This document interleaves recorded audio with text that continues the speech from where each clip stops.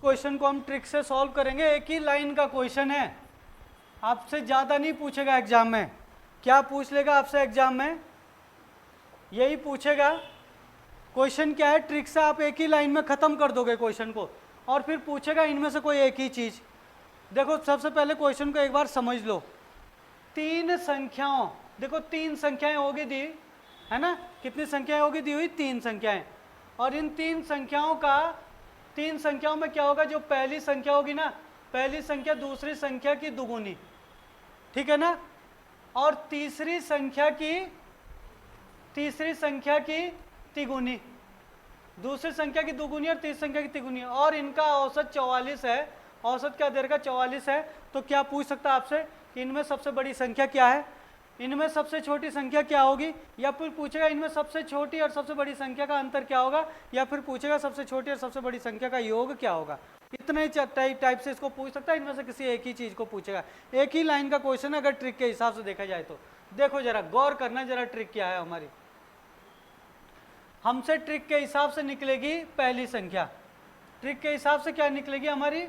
पहली संख्या निकलेगी, ठीक है। ट्रिक के हिसाब से क्या निकलेगी हमारी?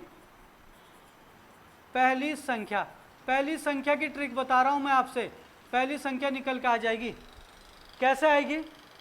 आपने क्या करना है, तीन संख्या लिख रहा ना हो, तीन संख्याओं के लिए ही आएगा। 99.5% चांसेज है कि तीन संख्याओं के लिए आएगा, तो इसलिए हम तीन लिखेंगे और गुणा।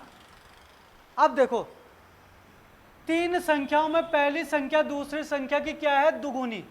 दुगुनी बोलेगा तो दो लिख दोगे, तिगुनी बोलेगा तो तीन लिखोगे, चौगुनी बोलेगा तो चार लिखोगे, पांच गुनी बोलेगा तो पांच लिखोगे। और तीसरी संख्या की तिगुनी है तो फिर मल्टीप्लाई में तीन आ जाएगा, समझ गए ना। और अपॉन जो ये दुगुना और तिगुना दे रखा था, इन दोनों को क्या करोगे? 2 + 3 + 2 × 3।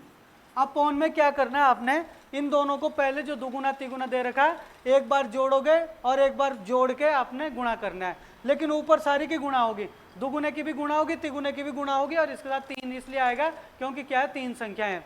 और देखो एक चीज और करना आपने लास्ट में बचा है कि जो आपका औसत दिया हुआ होगा ये गुणा करके ऐसे करके औसत को लिख देना अलग से।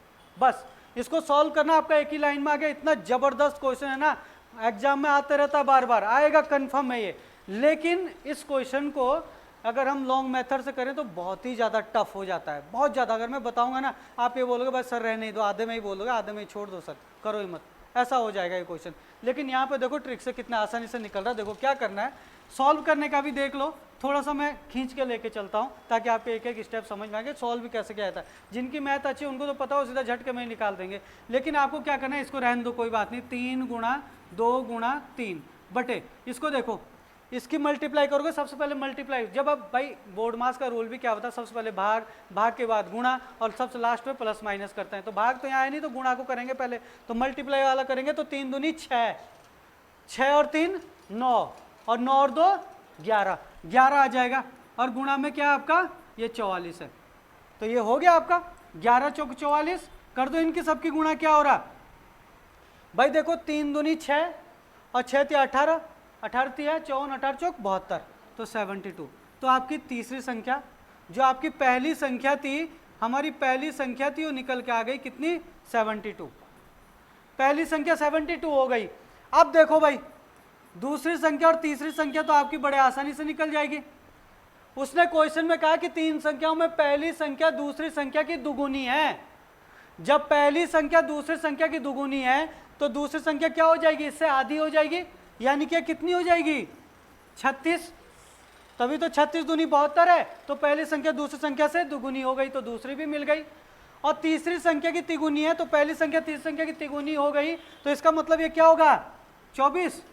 24 × 72 होता है ना, तो 24 × 3 करोगे तो 4 × 12, 3 दूनी 6 और 1 7 72, 24 × 72। पहली संख्या 72, दूसरी संख्या 36 और तीसरी संख्या 24। तीनों के तीनों संख्याएं मिल गई। अब देखो यहाँ पे प्रश्न क्या पूछ रहा था, पहला प्रश्न का आंसर देखो।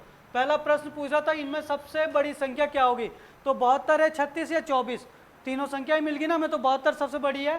तो अगर ये पूछेगा इनमें सबसे बड़ी संख्या क्या है, तो 72, तो 72 आपका आंसर। दूसरा क्वेश्चन क्या पूछ रहा है, इनमें सबसे छोटी संख्या क्या होगी? सबसे छोटी संख्या क्या होगी? एक 72, एक 36, एक 24, तो सबसे छोटी क्या हो जाएगी?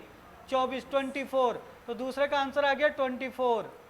तीसरी संख्या क्या बोल रहा है? तीसरा क्वेश्चन क्या बोल रहा है? सबसे बड़ी और सबसे छोटी संख्या का अंतर क्या होगा?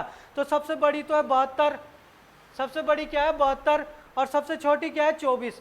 तो 24, तो 72 माइनस 24, अंतर का मतलब क्या होता है? दोनों का आपस में माइनस कर दो। तो 72 में से 24 गया, तो 12 में से 4 गया, कितना बचेगा? 12 में से 4 गया 8, यहाँ पे क्या बचा? 6, 6 में से 2 गया 4, 48। तो इसका आंसर हो गया 48। तीसरा क्वेश्चन क्या बोला? सबसे बड़ी और सबसे छोटी संख्या का योग क्या होगा? योग का मतलब होता है जोड़ना। सबसे बड़ी 72, सबसे छोटी 24, और योग का मतलब जोड़ना। तो 4 और 2 6, 7 और 2 9, 96। तो इसका आंसर हो गया 96। समझ में आया कि नहीं आया भाई? आ गया ना समझ में? तो ये प्रश्न जो बड़ा जबरदस्त प्रश्न है, एग्जाम में आना है तो आना है, इस क्वेश्चन है, ठीक है ना? तो मैं आपको कुछ और क्वेश्चन दे रहा हूँ, उसका आंसर बताना, ठीक है?